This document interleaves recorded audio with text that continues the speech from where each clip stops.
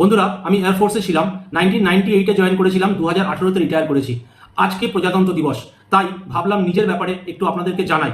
কারণ আপনারা আমার সঙ্গে আছেন, আমার অনেক সাবস্ক্রাইবাররাও রিকোয়েস্ট করে দাদা আপনার এয়ারফোর্সের মেমোরি শেয়ার করবেন। তো ভাবলাম আজকে এই প্রজাতন্ত্র দিবসের দিনে আপনাদের সঙ্গে আমার এয়ারফোর্সের মেমোরিজগুলো শেয়ার করব।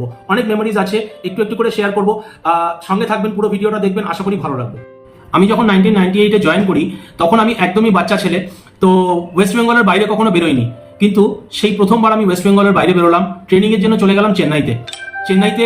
ওখানে কিছুদিন থাকার পরে, ট্রেনিং হওয়ার পরে আমি চলে গেলাম উত্তরপ্রদেশের বরেলিতে। সেখান থেকে আমি চলে গেলাম কাশ্মীরে থাকলাম প্রায় 2 বছর।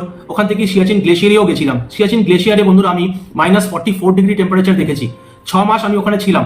মানে বুঝতে বা বলে এটা বোঝানো যাবে না যে কি এক্সপিরিয়েন্স ছিল। পাকিস্তান ছিল অনলি 1 কিলোমিটার আমার পোস্ট থেকে। আইস কেভের ভেতরে ঢুকে আইসেক্স দিয়ে বরফ কেটে আনতাম, তারপরে সেই বরফ গলিয়ে জল করে তারপরে খেতাম। বন্ধুরা কি বলবো, 90 দিন আমি পোস্টে ছিলাম, তার মধ্যে মাত্র 3 বার স্নান করেছিলাম।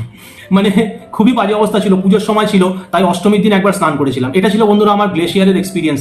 আর যখন কাশ্মীরে ছিলাম তখন খুব ডিস্টার্ব ছিল ওখানে, তো মনে হতো বোধহয় যে কোনো বার যখন ছুটি আসছি বা যাচ্ছি হয়তো বম ব্লাস্টে মারা যাব। কিন্তু ভগবানের কৃপায় বেঁচেছিলাম। এবং তখন তো এত ফোন টোন ছিল না, তখন বাড়ি থেকে চিঠি লিখতো। সপ্তাহে 2টো হেলিকপ্টার আসতো আমাদের যে পোস্ট, সেই পোস্টে 2টো হেলিকপ্টার আসতো। একসাথে দেখা যেত বাড়ি থেকে মা চিঠি পাঠিয়েছে, একসাথে দেখা যেত 20টা-25টা করে চিঠি পৌঁছচ্ছে। আবার আমি যে চিঠিগুলো প্রত্যেকদিন চিঠি লিখতাম পোস্ট কার্ডে, প্রত্যেকদিন চিঠি লিখে জমি রাখতাম। আবার যখন হেলিকপ্টার আসতো তখন আবার ওগুলোকে আমি পোস্ট করে দিতাম।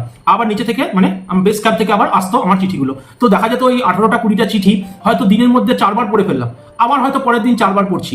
তো তখন যে ফিলিংসটা রিয়েলাইজ করতাম, চিঠির মাধ্যমে কথাগুলো রিয়েলাইজ করা, তো সেগুলো একটা অদ্ভুত এক্সপিরিয়েন্স হতো। রাতের বেলায় পাকিস্তান থেকে শেলিং করতো, মানে ফায়ার করতো আপনি আপ, মানে ওটা একটা রুটিন ফায়ারিং ছিল। তখন আমরা গিয়ে কি করতাম, আইস কেভ হয়, মানে একটা ছোট্ট গর্ত করে তার ভিতরে, পুরো পাহাড়ের ভিতরে ছোট্ট গর্ত করা, ওর ভিতরে আমরা ঢুকে যেতাম। ওটা ছিল আইস কেভ। কি টেম্পারেচার, মানে হাত ফাত পুরো ব্যথা হয়ে যেত। তো সেই এক্সপিরিয়েন্স গুলো ভোলার নয়। কিন্তু কাকে বলবো, এখন এয়ারফোর্সের গল্প করতে গেলে মোটামুটি 2 ঘন্টা লেগে যাবে। 2 ঘন্টা নিশ্চয়ই আপনাদের কাছে নেই। তারপরে ওখান থেকে বন্ধুরা আমি বাগডোগরা গেলাম। তো বাগডোগরায় ওখানেও 5 বছর থাকলাম। এরপর বন্ধুরা আমি রাজস্থানে চলে গিয়েছিলাম। রাজস্থানে ওখানে আমার বাচ্চা হয়। কিন্তু রাজস্থানের একটা ঘটনা শেয়ার করি বন্ধুরা। জয়সলমীরে ছিলাম। জয়সলমীরের যে গোল্ডেন ফোর্ট, সেটা একদমই আমাদের এয়ারফোর্সের ভেতর থেকে পুরো দেখা যেত। একবার নাইট ডিউটি করছি বন্ধুরা, হঠাৎ করে দরজার দিয়ে বেরিয়ে, মানে আমাদের রুমটা ছিল এসি রুম, যে অফিসটা, রুমটা থেকে বেরিয়েছি, হঠাৎ করে একটা আওয়াজ হলো। তো আমার মনে হলো যে বোধহয় সাপে ছোবল মারলো। কিন্তু নিচের দিকে তাকিয়ে দেখছি কালো কুচকুচে, বুঝতে পারিনি অন্ধকারে যে কি। তারপরে মনে হলো ওটা সাপ। এবং মানে কি কপাল যে সাপটার যে ছোবল, তার থেকে আমি হয়তো 2 ফুট দূরে ছিলাম, তাই জন্য হয়তো আমি সেইবারও বেঁচে গেলাম। তো এরকমের অনেক ঘটনা আছে, মানে বলে শেষ করতে পারবো না। 26শে জানুয়ারি যেহেতু আজ, তো 26শে জানুয়ারির কিছু এক্সপিরিয়েন্স শেয়ার করি। দিল্লিতে যে আরডি প্যারেড হয় সেখানে আমি পার্টিসিপেট করেছি 2 বার। কলকাতায় যে আরডি প্যারেড হয় আমাদের রেড রোডে, সেখানেও আমি 2 বার পার্টিসিপেট করেছি।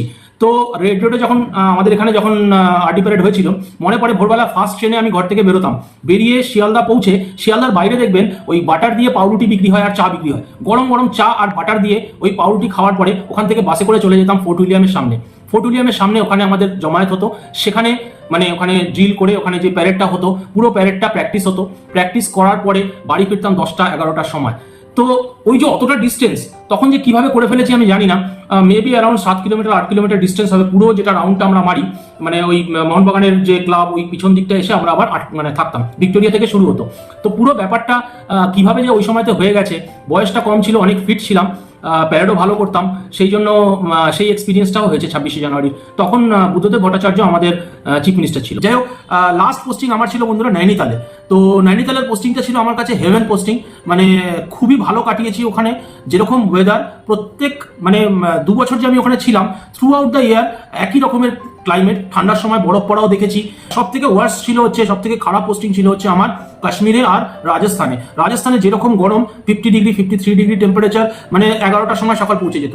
রাত্রে ওয়েদার ঠান্ডা হতে হতে প্রায় রাত্রি 12টা-1টা বেজে যেত। আবার পরের দিন সকালবেলা থেকে একই রকম গরম, ঠান্ডাও সেরকম হতো বন্ধুরা। শুধু রাজস্থান মানে শুধু গরম নয়, সেখানে ঠান্ডাও কিন্তু খুব হতো। তো একটা ওয়াইড এক্সপিরিয়েন্স একটা আমার কাছে আছে, 20 বছরের এক্সপিরিয়েন্স। কত আর শেয়ার করবো আপনাদের সঙ্গে এইটুকুনি সময়তে। যাই হোক, মোটামুটি সবকিছু শেয়ার করলাম। এই 20 বছরে এয়ারফোর্স কিন্তু আমাকে একটা বাচ্চা ছেলে থেকে আমাকে ম্যাচিওর একটা পার্সনে পরিণত করেছে। আমি ইংরেজি বলতে পারতাম না, বাংলা মিডিয়াম স্টুডেন্ট ছিলাম, কিন্তু সবকিছু পড়াশোনা সবকিছু ইংরেজিতে ছিল, ওখানে সবাই ইংরেজিতে কথা বলে। তো প্রথম প্রথম খুব অসুবিধা হতো, তারপরে ভাঙাচোরা ইংরেজি বলতে বলতে বলতে বলতে যখন আমি 20 বছর পরে রিটায়ার করি, তখন কিন্তু আমি ফ্লুয়েন্ট ইংলিশ বলতে পারি। মানে এটা এটা আমি গর্বের সাথে বলবো যে এয়ারফোর্স কিন্তু আমাকে as a human being, as a person, as a mature person, diversity, জীবনের বিভিন্ন ডাইভার্সিটি সব কিন্তু আমাকে এয়ারফোর্স শিখিয়ে দিয়েছে। আমাদের মাল্টিটাস্কিং হতো, মানে একটাই কাজ আপনি করবেন না, আপনাকে বিভিন্ন রকমের কাজে ইনভলভ করে দেওয়া হবে। আপনাকে ফায়ার ফাইটিংও করতে হবে, আপনাকে গার্ড ডিউটিও করতে হবে, আপনাকে সব রকমের জিনিস করতে হবে। কোথাও যদি মানে কোনো প্যারেড গ্রাউন্ড আছে যেখানে ঘাস উঠে গেছে, আমরা সকালবেলা তলোয়ার নিয়ে সেই ঘাসও আবার মানে কাটতাম। তো এভরিথিং, মানে একদম সত্যি কথা বলতে একটা বাচ্চাকে যেরকম মা বড় করে তোলে, আমাকে কিন্তু এয়ারফোর্স আমার মধ্যে সেই কনফিডেন্স এনে দিয়েছে, আমাকে বড় করে দিয়েছে। আমি আজকে জীবনে যে লড়াই করে বেঁচে আছি, আমাকে এয়ারফোর্সই সেটা শিখিয়ে দিয়েছে। তো আমি অনেক অনেক ধন্যবাদ আমার এয়ারফোর্সকে, আমার দেশকে, যে আমি 20 বছর সার্ভ করতে পেরেছি। সেই জন্য আমি অসংখ্য ধন্যবাদ, আপনাদের সবাইকে ধন্যবাদ। আর আপনাদের সকলকে আরেকবার হ্যাপি রিপাবলিক ডে। ভালো থাকুন, সুস্থ থাকুন, দেশের কথা ভাবুন, দশের কথা ভাবুন। জয় হিন্দ, জয় ভারত।